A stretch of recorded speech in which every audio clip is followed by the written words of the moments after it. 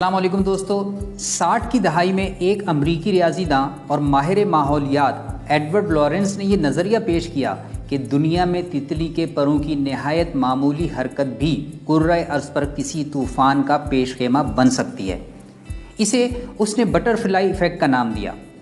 ہے نا حیرت کی بات؟ جی جناب، یہ تھیوری بتاتی ہے کہ بظاہر بہت ہی چھوٹا دکھائی دینے والا عمل آگے چل کر بہت ہی بڑا نتیجہ دے سکتا ہے۔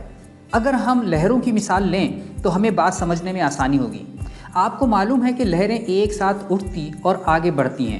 جب ایک لہر میں معمولی سی تبدیلی ہوتی ہے تو اس معمولی سی تبدیلی کا اثر دیگر تمام لہروں پر بھی ہوتا ہے، اور بظاہر ایک چھوٹی لہری تبدیلی آگے چل کر بہت بڑی تبدیلی کا ذریعہ بن سکتی ہے، جو طوفان یا ٹورنیڈو کی شکل میں ہو سکتی ہے۔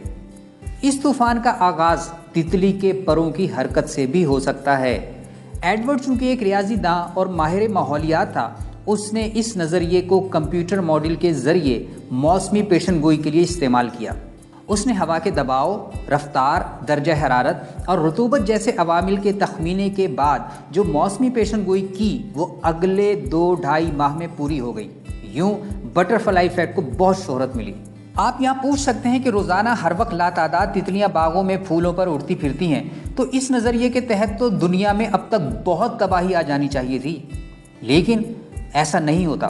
یقیناً بات یہ ہے کہ بٹر فلائی ایفیکٹ ہمیں یہ بتاتا ہے کہ بعض اوقات بہت ہی معمولی سا واقعہ یا عامل انسانی زندگی میں نہایت غیر معمولی اثرات و نتائج کا پیش خیمہ بن سکتا ہے۔ کیسے؟ آئیے تاریخ کی چند مثالیں لیتے ہیں۔ دوسری جنگ عظیم نہ ہوتی اور نہ جرمنی میں ہٹلر جیسا جابر حکمراں آتا اور نہ 60 لاکھ سے زائد انسان ہلاک ہوتے اگر پہلی جنگ عظیم کے دوران ایک برطانوی فوجی ہنری ٹینڈی ہٹلر کو چھوڑنے کی بجائے اسے مار دیتا۔ ہوا یوں کہ 1918 میں جب پہلی جنگ عظیم چل رہی تھی، فرانس کے ایک گاؤں میں برطانوی فوجی ہنری ٹینڈی ہٹلر سے آ ٹکرایا۔ ہٹلر اس زمانے میں جرمن فوج کا ایک عام سپاہی تھا اور زخمی بھی تھا۔ ہنری نے اس پر ترس کھا کر گولی مارنے کی بجائے اسے چھوڑ دیا۔ بعد میں وہی ہٹلر ترقی کرتے کرتے جرمنی کا حکمراں بنا، اور پھر اس نے جو کچھ کیا وہ دنیا کے سامنے ہے۔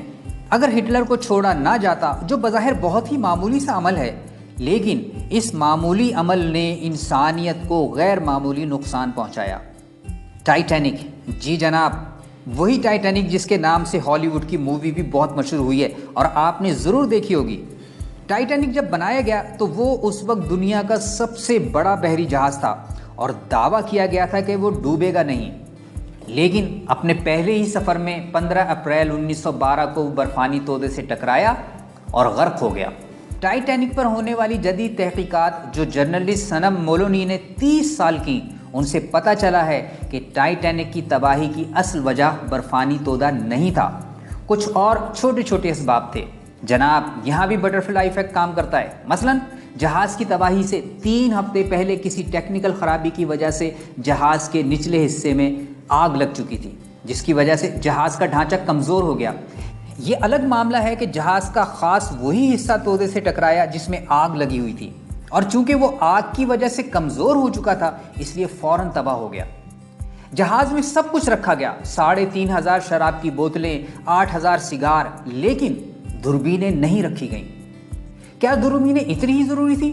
جی ہاں، کیونکہ اس زمانے میں سونار سسٹم تو تھا نہیں جو پہلے سے خود ہی خطرے کا بتا دیتا، لہٰذا دوربینوں ہی سے دور سے آتے خطرے کو جانچا جا سکتا تھا۔ لیکن چونکہ جہاز پر دوربینیں موجود نہیں تھیں، اس لیے دور سے کسی تودے جیسی بڑی شے کو دیکھنا بھی ممکن نہ رہا۔ مخصوص دوربینیں جو بحری جہاز کے عملے کے لیے ہوتی ہیں وہ بھی خاص الماری میں مقفل تھیں، اور اس الماری کی چابی سیکنڈ آفیسر ڈیوڈ بلیئر کے پاس تھی، اور اسے جہاز کی روانگی کے آخری لمحات میں اپنے عہدے سے ہٹا دیا گیا تھا۔ وہ جاتے جاتے نئے آفیسر کو یہ چابیاں دینا بھول گیا۔ اس بھول کا پتہ جہاز کی روانگی کے 3 دن بعد چلا کہ جب ٹائٹینک بیچ سمندر میں تھا۔ اگر عملے کے پاس دوربینیں ہوتی تو یقیناً وہ برفانی تودے کو دور سے دیکھ لیتے۔ اس کے علاوہ لائف بوٹس کی تعداد، جہاز میں موجود مسافروں کی تعداد اور ضرورت کے لحاظ سے 60 ہونی چاہیے تھی، لیکن مسافروں کو عرصے پر زیادہ جگہ فراہم کرنے کی غرض سے آخری وقت میں لائف بوٹس کی تعداد 20 کر دی گئی۔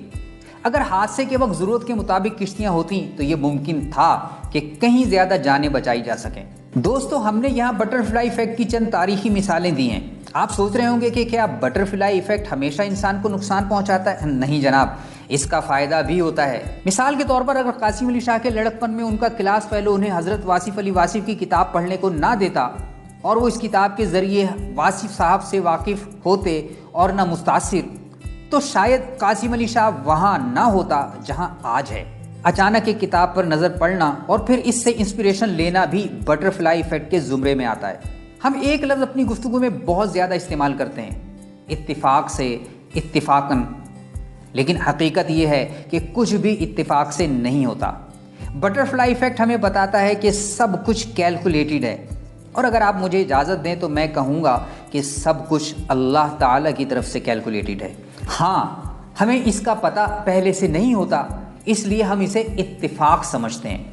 اس ویڈیو کا سب سے اہم سبق: کسی بھی معمولی سے معمولی واقعے یا شے کو غیر اہم نہ سمجھیے۔ زندگی میں ہر شے، ہر واقعہ، ہر تجربہ اہم ہے، اس لیے اللہ تعالیٰ سے عافیت کی دعا ضرور کرتے رہیے، جیسا کہ حضور صلی اللہ علیہ وسلم کے ارشاد کا مفہوم ہے، اللہ سے معافی اور عافیت کا سوال کرو، بے شک کسی انسان کو ایمان کے بعد عافیت سے بہتر کوئی شے نہیں ملی۔